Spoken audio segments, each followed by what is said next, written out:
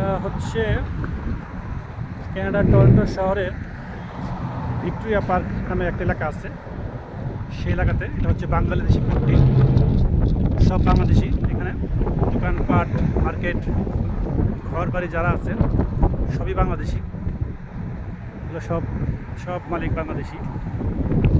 আমরা একটু করে এই হোটেলে খাওয়া দাওয়া করবো, পদ্মা রেস্টুরেন্ট।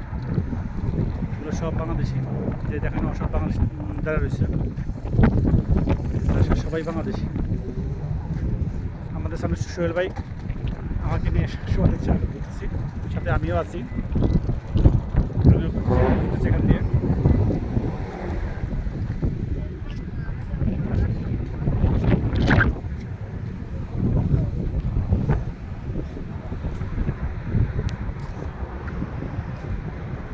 এটা হচ্ছে সম্পূর্ণ বাঙালি পট্টি। কানাডাতে যারা থাকেন বাংলাদেশি, সব বাংলাদেশি আস্তানা।